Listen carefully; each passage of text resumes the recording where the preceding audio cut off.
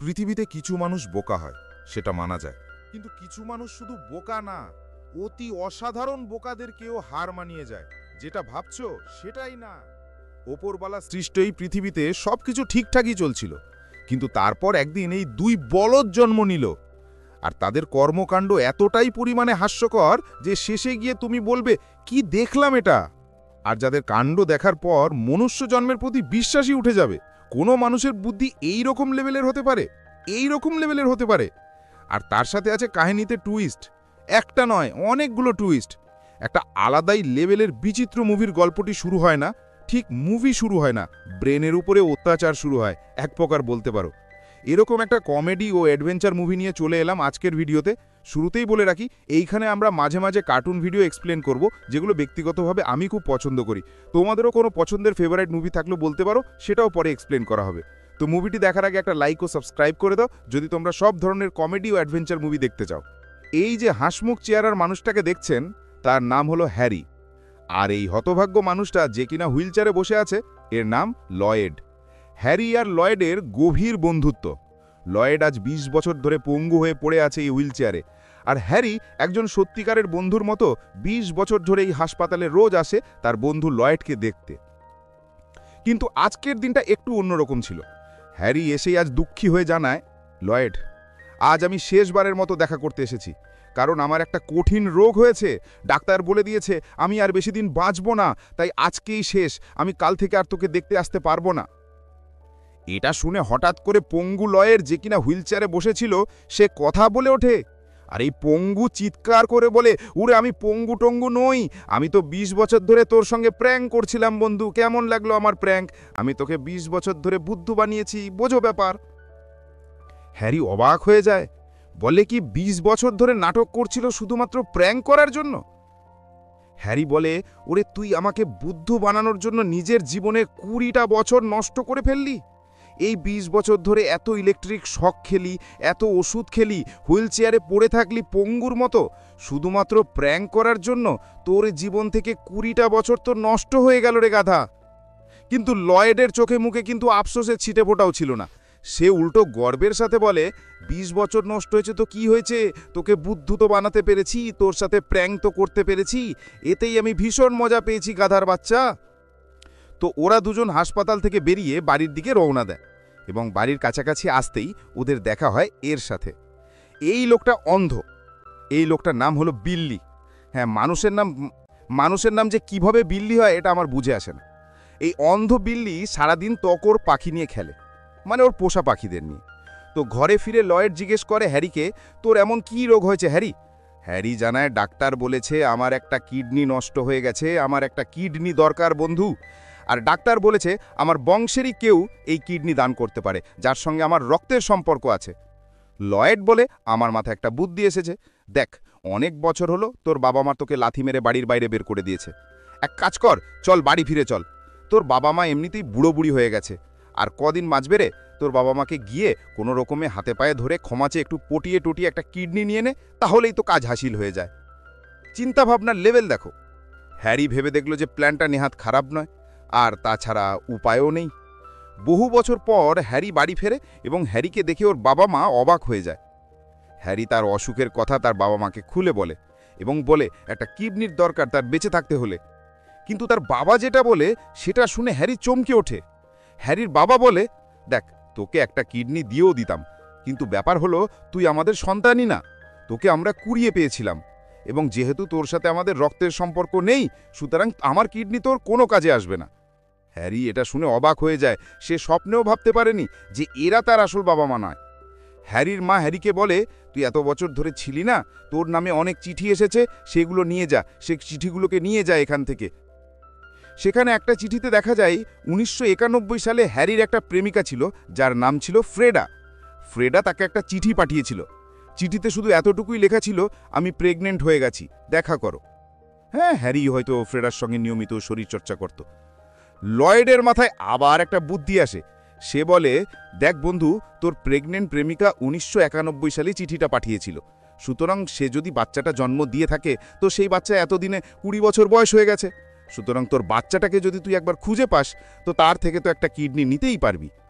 এবং এই কিডনি লোভী হ্যারি নিজের সন্তানের থেকে কিডনি পাওয়ার লোভে পড়ে যায় এবং তারা ঠিক করে ফ্রেডাকে যেভাবেই হোক খুঁজে বের করতে হবে, কারণ ফ্রেডাকে খুঁজে না পাওয়া গেলে তার বাচ্চার খোঁজ কী করে পাবে। হ্যারির মনে পড়ে পিটার নামে তাদের এক বন্ধু ছিল যে এখানে ফ্রেডার ঠিকানা জানে। আসলে ২০ বছর হয়ে গেছে তো, সুতরাং পুরনো বন্ধু প্রেমিকার এদের ঠিকানা বা চেহারা তেমন মনেও নেই এদের। ওরা পিটারের ঠিকানা জোগাড় করে পিটারের বাড়ি পৌঁছে যায় এবং পিটারের বাবার কাছ থেকে জানতে পারে পিটার নাকি ১৯৯১ সালে মারা গেছে একটা বাইক অ্যাক্সিডেন্টে, আর যে বাইক নিয়ে অ্যাক্সিডেন্ট করেছিল সেই বাইকটা ছিল লয়েডের। পিটারের সঙ্গে প্র্যাঙ্ক করার জন্য সেই বাইকের ব্রেক নষ্ট করে তারপরে সেই বাইকটা পিটারকে দিয়েছিল এবং পিটার মারা যায়। বোঝো ব্যাপার, এমন ভয়ানক বন্ধু যেন কোনো শত্রুরও না থাকে। হঠাৎ করে হ্যারির মনে পড়ে যায় ফ্রেডা কোনো একটা কবরস্থানে কাজ করত এবং ওরা সেই কবরস্থানের উদ্দেশ্যে রওনা দেয় নিজেদের BMW গাড়িতে চেপে। ভাঙা সাইকেলে চেপে। সাইকেলটাকে বাস গাড়ির সামনে বেঁধে তারপরে রওনা হয় পাগলের বাচ্চারা। তো যাই হোক, সেখানে পৌঁছে ফ্রেডার সঙ্গে দেখাও হয়। ফ্রেডা অবাক হয়ে যায় এত বছর পর হ্যারিকে দেখে। হ্যারি ফ্রেডাকে জিজ্ঞেস করে, ১৯৯১ সালে তুমি আমাকে একটা চিঠি পাঠিয়েছিলে, সেখানে লেখা ছিল তুমি প্রেগনেন্ট, তুমি কি বাচ্চাটা জন্ম দিয়েছিলে? ফ্রেডা বলে, হ্যাঁ, আমি বাচ্চাটা জন্ম দিয়েছিলাম। সেই ২০ বছর পর তুমি খোঁজ নিতে এসেছো যে বাচ্চা জন্ম দিয়েছে কিনা। হ্যারি বলে, বাচ্চাটা কোথায়? ফ্রেডা বলে, সেই বাচ্চাকে তো আমি আমার কাছে রাখিনি, সমাজের ভয়ে আমি এক বিজ্ঞানীকে সেই বাচ্চাটা দত্তক দিয়েছি। তারপর থেকে তার খবর আমি জানি না। আমি একটা চিঠিও পাঠিয়েছিলাম এবং সেই চিঠিটাও ফেরত এসেছে, এবং আমার মেয়ে সেই চিঠির পেছনে লিখে পাঠিয়েছে যাতে আমি ভবিষ্যতে আর তার সঙ্গে যোগাযোগ না করি। হয়তো সে আমার উপরে রেগে আছে, কারণ জন্মের পর আমি তাকে অন্যের কাছে দত্তক দিয়েছিলাম। বলে হ্যারি আর লয়েড সেই চিঠিটা নিয়ে নেয়। সেই চিঠির মধ্যে লেখা ছিল বিজ্ঞানীর ঠিকানা, যেখানে তার মেয়ে আছে। মরা নিয়ে যায় যেসব গাড়ি, সেই রকম একটা গাড়ি নিয়ে এবং সেই চিঠিটা নিয়ে ওরা রওনা হয় সেই বিজ্ঞানীর বাড়ির উদ্দেশ্যে। সারাদিন ঘুরে ফিরে অনেক কষ্টে তারা একটা বাড়ির সামনে এসে পৌঁছায়। দরজায় বেল বাজাতেই দেখে ফ্রেডা দরজা খুলেছে। ফ্রেডাকে দেখে হ্যারি অবাক হয়ে যায়। সে বলে, ফ্রেডা, তুমি বিজ্ঞানীর বাড়িতে কি করছো? ফ্রেডা বলে, ওরে গাধারা, এটা বিজ্ঞানীর বাড়ি নয়, তোরা ঘুরে ফিরে আমার বাড়িতে এসেছিস। বিজ্ঞানীর বাড়ির ঠিকানা চিঠির উল্টো দিকে লেখা আছে। বোঝো ব্যাপার। ওরা আবার রওনা দেয়। ওদিকে দেখা যায় সেই বিজ্ঞানীকে, যে কিনে হ্যারি আর ফ্রেডার মেয়ে, যার নাম প্যানি, তাকে দত্তক নিয়েছিল। এই বিজ্ঞানীর নাম হলো ডক্টর পিঞ্চলু। আজ বিজ্ঞানীর এক জায়গায় পুরস্কার নিতে যাওয়ার কথা, কিন্তু শরীর খারাপ থাকায় সে তার মেয়ে প্যানিকে বলে তার হয়ে সেই পুরস্কারটা নিতে। তার হাতে একটা বাক্স দিয়ে বলে, এই বাক্সটা খুব সাবধানে নিয়ে যাবে, কারণ এই বাক্সের ভেতরে যা আছে এটা আমার সারা জীবনের সঞ্চয়, কারণ এর ভেতরে মানব জাতির জন্য পৃথিবীর সবচেয়ে বড় আবিষ্কার রাখা আছে, সুতরাং খুব সাবধানে নিয়ে যাবে। আর আমি সেই পুরস্কার বিতরণীর অনুষ্ঠানের মানুষদেরকে বলে দিয়েছি, আমার বদলে সেই অনুষ্ঠানে তুমি বক্তৃতা দেবে। হ্যাঁ, এখানে বলে রাখি, হ্যারির মেয়ে প্যানি কিন্তু হ্যারির মতোই বুদ্ধি পেয়েছে, অর্থাৎ আধা বুদ্ধির মেয়ে। তো যাই হোক, দেখা যায় এই সুন্দরীকে, বুড়ো বিজ্ঞানীর কচি বউ, এর নাম হলো অ্যাডেলে। অ্যাডেলে বিশাল সম্পত্তির লোভে ডক্টর পিঞ্চলু খাবারে অল্প অল্প করে রোজ বিষ মেশায়, আর এতে সাহায্য করত তার বাড়ির কর্মচারী ট্র্যাভিস, কারণ ট্র্যাভিস আর অ্যাডেলে শরীরচর্চার অভ্যাসে আসক্ত ছিল, মানে মাঝে মাঝে খেলতো আর কি। প্যানি বাড়ি থেকে বের হওয়ার পর লয়েড আর হ্যারি এসে পৌঁছায় ডক্টর পিঞ্চলুর বাড়িতে এবং সব ঘটনা খুলে বলে ডক্টর পিঞ্চলুকে যে প্যানি আসলে আমার মেয়ে, বাধ্য হয়ে আমার প্রেমিকা ফ্রেডা আপনাকে দত্তক দিয়েছিল প্যানিকে। প্যানির মা ফ্রেডা ওকে চিঠিও লিখেছিল এবং তার উত্তরে প্যানি লিখে পাঠিয়েছিল যে সে নাকি ফ্রেডার সঙ্গে কখনো দেখাই করতে চায় না। ডাক্তার এত বছর পর প্যানির আসল বাবাকে দেখে খুব খুশি হয় এবং বলে, একটু আগে এলেই আপনার মেয়ে প্যানির সঙ্গে দেখা হয়ে যেত, প্যানি শহরের বাইরে গেছে, প্যানি সেই বাক্সটা নিয়ে যেতে ভুলে গিয়েছিল। তাই ডক্টর পিঞ্চলু হ্যারিকে অনুরোধ করে বাক্সটা প্যানির কাছে পৌঁছে দিতে। সে বলে, বাক্সটা আপনি নিয়ে যান, প্যানিকে দিয়েও আসবেন, আবার আপনার মেয়ের সঙ্গে দেখাও হয়ে যাবে। ডক্টরের স্ত্রী অ্যাডেলে একটা প্ল্যান বানায়, ওই বাক্সটার মধ্যে যে বহুমূল্য জিনিস আছে সেটাও শুনেছিল, আর এই জন্য সে ট্র্যাভিসকে ওদের সঙ্গে পাঠিয়ে দেয়, যাতে ট্র্যাভিস হ্যারি আর লয়েডকে ঠকিয়ে বাক্সটা চুরি করে নেয় এবং হ্যারি আর লয়েডকে তারপরে মেরে ফেলে। এবং শুধু তাই নয়, হ্যারি আর লয়েডকে মারার পর সেই অনুষ্ঠানে গিয়ে প্যানিকেও মেরে ফেলবে ট্র্যাভিস। বাকি থাকলো ডক্টর পিঞ্চলু, তাকে আস্তে আস্তে খাবারে বিষ দিয়ে যেরম করে মারছে সেভাবেই মারবে। প্ল্যান মতো ট্র্যাভিস ওদের সঙ্গে চলে যায় বাক্স চুরি করে ওদেরকে মেরে ফেলার জন্য, কিন্তু বেচারা জানতও না যে সে আসলে কাদের সঙ্গে যাচ্ছে। তারা হচ্ছে পৃথিবীর ১ নম্বরের পাগল, বলদ এবং সব কিছুই। তারা পৃথিবীতে এসে মানুষের ওপর অত্যাচার ছাড়া কিছুই দিতে পারেনি, তো বিভিন্ন ধরনের অত্যাচার সহ্য করতে হয় ট্র্যাভিসকে। এমনকি রাতে যখন ওর একটা হোটেলে শুয়েছিল, ট্র্যাভিস বেচারার ঘরে এই 2 নমুনা বাজি পটকা এক গাদা ধরিয়ে দেয়। কোনো রকমে প্রাণে বেঁচে যায় ট্র্যাভিস। এবং সে এটা খুব ভালো করে বুঝে যায় যে এই দুই গাধার সাথে থাকলে সে আর বেশিক্ষণ বাঁচতে পারবে না, কারণ এদের অত্যাচারের লেভেল বেড়েই যাচ্ছে। পরদিন ওরা যখন আবার রওনা দেয়, ট্র্যাভিস একটা প্ল্যান করে, একটা শুনশান জায়গা দিয়ে তাদেরকে নিয়ে যায় এবং সুযোগ দেখে দুজনকে মারার চেষ্টা করে। কিন্তু ট্রেনের নিচে পড়ে নিজেই মারা যায় ট্র্যাভিস, বেঁচে যায় হ্যারি আর লয়েড। এদিকে ট্র্যাভিসের মৃত্যুর সংবাদ নিয়ে অ্যাডেলের কাছে যায় ট্র্যাভিসেরই যমজ ভাই, যার নাম লিপিনকট। পেশায় সে একজন গোয়েন্দা।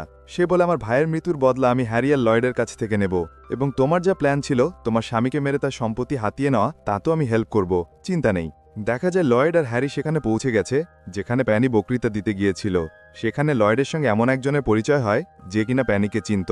লয়েড ছেলেটাকে ফোন নাম্বার দিয়ে বলে প্যানির সঙ্গে দেখা হলে বলবে এই ফোনে যেন সে ফোন করে, এবং তার সাথে দেখা হলে এটা বলবে যে তার বাবা এখানে এসেছে তার সাথে দেখা করতে।